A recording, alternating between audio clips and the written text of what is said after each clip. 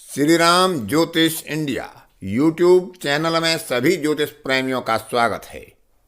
आज की कक्षा का विषय प्रसंग है कि किसी ग्रह या किसी भाव के उपनक्षत्रपति का ज्ञान करने का एक सरल सूत्र उदाहरण सहित आपके सामने प्रस्तुत करूंगा। अनेकों बार ज्योतिष प्रेमियों के कमेंट में प्रश्न आते हैं कि मेरा अमुक नक्षत्र में या अमुक राशि में इतने अंश इतने कला पर कोई ग्रह है, उसका उपनक्षत्रपति क्या होगा। क्योंकि उपनक्षत्रपति जानने के लिए हमें एक बनी हुई सारणी की आवश्यकता होती है। उस सारणी में हम देख पाते हैं कि कौन सा ग्रह किसके उपनक्षत्र में होगा। आज आपको एक ऐसी सरल गणना की विधि बताने जा रहा हूं जिससे आप 1 मिनट के अंदर बिना किसी कागज और कलम की सहायता के स्वयं ही ये जान सकते हैं कि कोई ग्रह या कोई भाव कितने अंश कितने कला पर है, किस राशि में है और उसका उपनक्षत्रपति कौन होगा, वह किसके उपनक्षत्र में होगा। उसको बाद में नियम का बताने के बाद उदाहरण के साथ आपको बताऊंगा ताकि आप सरलता से उसे समझ सकें और अपने जीवन में उसका भरपूर प्रयोग कर सकें। आपको सारणी देखने की आवश्यकता ही ना हो, क्योंकि बहुत से ज्योतिष जिज्ञासुओं के पास सारणी होती भी नहीं है या हो सकता है वह समय पर उपलब्ध ना हो जब हमें उसकी आवश्यकता हो। तो हम एक सरल गणना करके, कोई बहुत जटिल गणना नहीं है, बहुत आसान गणना है, आप स्वयं कर सकते हैं और उसके उपनक्षत्रपति का ज्ञान सरलता से जान सकते हैं। तो पहले उन नियमों को देखते हैं और फिर उदाहरण के साथ उसके प्रयोग को। उपनक्षत्रपति का ज्ञान करने से पहले हमें नक्षत्र का ज्ञान होना चाहिए कि किसी अंश और किसी कला पर बैठकर कोई ग्रह या कोई भाव किस नक्षत्र में है और उस नक्षत्र के प्रारंभ होने के अंश का भी ज्ञान होना चाहिए कि कितने अंश कला से वह नक्षत्र प्रारंभ होता है। तो आपके सामने स्क्रीन पर लिखा हुआ है कि जो केतु के नक्षत्र हैं वह मेष, सिंह और धनु राशि में 0 अंश पर प्रारंभ होते हैं। जो शुक्र के नक्षत्र हैं इन्हीं तीनों राशियों में 13 अंश 20 कला पर प्रारंभ होते हैं और सूर्य के नक्षत्र इन्हीं तीनों राशियों में 26 अंश 40 कला पर प्रारंभ होते हैं। वृष, कन्या और मकर राशि में चंद्रमा के नक्षत्र 10 अंश पर प्रारंभ होते हैं और मंगल के नक्षत्र 23 अंश 20 कला से प्रारंभ होते हैं। मिथुन, तुला और कुंभ राशि में राहु के नक्षत्र 6 अंश 40 कला पर प्रारंभ होते हैं और गुरु के नक्षत्र 20 अंश से प्रारंभ होते हैं। इसी प्रकार कर्क, वृश्चिक और मीन राशि में शनि के नक्षत्र 3 अंश 20 कला पर प्रारंभ होते हैं और बुध के नक्षत्र 16 अंश 40 कला पर प्रारंभ होते हैं।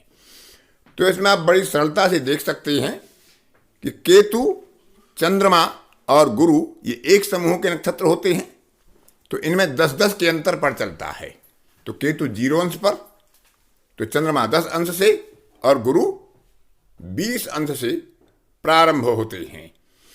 इसी प्रकार शुक्र, मंगल और शनि ये एक समूह के हैं, तो शनि 3-20 पर, शुक्र 13-20 पर और मंगल 23-20 पर। सूर्य, राहु और बुध ये एक समूह के हैं, तो राहु 6-40 पर, बुध 16-40 पर और सूर्य 26-40 पर। बड़ी सरलता से आप इन्हें ध्यान में रख सकते हैं कि किस नक्षत्र का प्रारंभिक अंश कौन सा है। अब उस पर विचार करते हैं कि हम इससे उपनक्षत्रपति का ज्ञान कैसे करें। किसी ग्रह का या भाव का जब हमें उपनक्षत्र स्वामी का ज्ञान करना है तो उस नक्षत्र के अंदर उस ग्रह ने कितने अंश कला भुक्त कर लिए हैं, भोग लिए हैं, यानी कितने अंश कला पर वह चल रहा है, उसमें से जो उसके प्रारंभिक अंश हैं ग्रह की, जो अभी पहले आपको बताई हैं, उनको घटा लीजिए।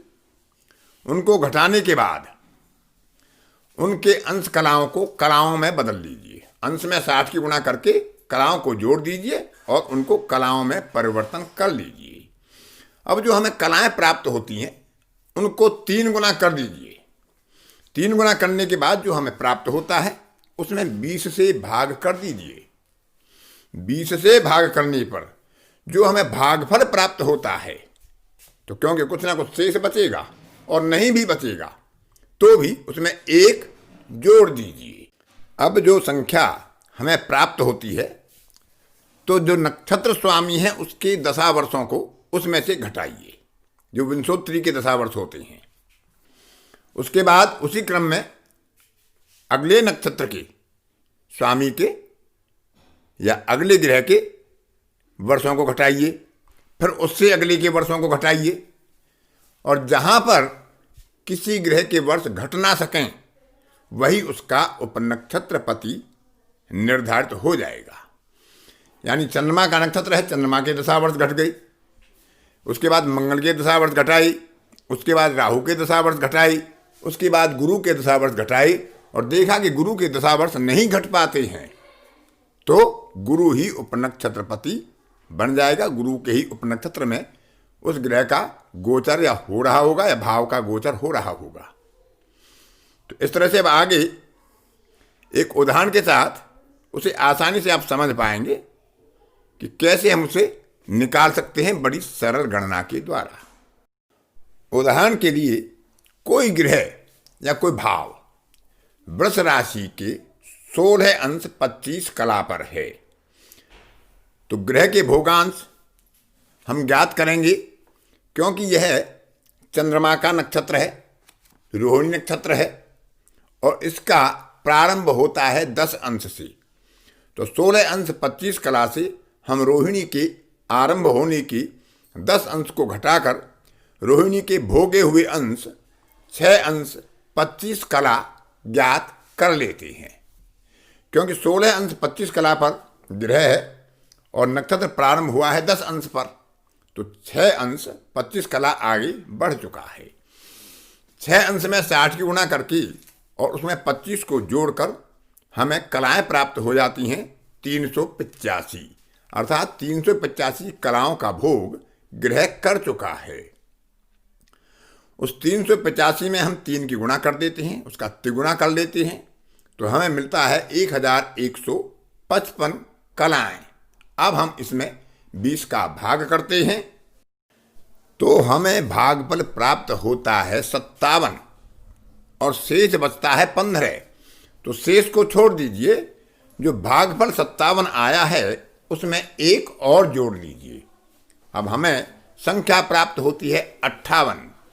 अब सबसे पहले 58 में से चंद्रमा के जो विंशोत्तरी दशावर्ष होते हैं 10, उनको घटाया तो हमें मिले 48। चंद्रमा के बाद क्रम होता है मंगल का, मंगल के दशावर्ष होते हैं 7, 48 में से 7 घटाई 41।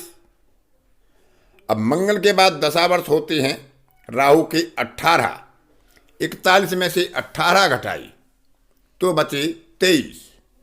राहु के बाद दशा आती है गुरु की, और गुरु के विंशोत्तरी दशावर्ष होते हैं 16, 23 में से 16 घटाए तो हमारे पास बचे 7। गुरु के बाद दशा आती है शनि की, और शनि के वर्ष होते हैं 19, जो 7 में से नहीं घटेंगे। इसका अर्थ हुआ कि शनि ही उपनक्षत्रपति स्वामी बन जाएगा, क्योंकि उसके दशावर्ष उसमें से घट नहीं पाए तो हम शनि को ही उपनक्षत्र का स्वामी मान लेंगे। तो इस तरह से आप किसी भी ग्रह के किसी भी भाव की अंश और कला ज्ञात होने पर ये जाने कि वह किस नक्षत्र में है, किस ग्रह के नक्षत्र में है, उस ग्रह की प्रारंभिक अंशों से वह कितना भोग कर चुका है, उसके अंश कला ज्ञात करके उनको कलाओं में परिवर्तन करके कलाओं में 3 की गुणा करके 20 का भाग देकर वह भागफल निकाल लें, उसमें 1 जोड़कर क्रम से दशावर्षों को घटाकर हम बड़ी आसानी से उस नक्षत्र के स्वामी का ज्ञान कर सकते हैं कि वह किसके उपनक्षत्र में विचरण कर रहा है, और उसके आधार पर हम उसके उपनक्षत्रपति का ज्ञान करके अपने फलादेश का प्रयोग कर सकते हैं। हमें किसी अन्य गणना की आवश्यकता नहीं होगी, हमें किसी सारणी की आवश्यकता नहीं होगी।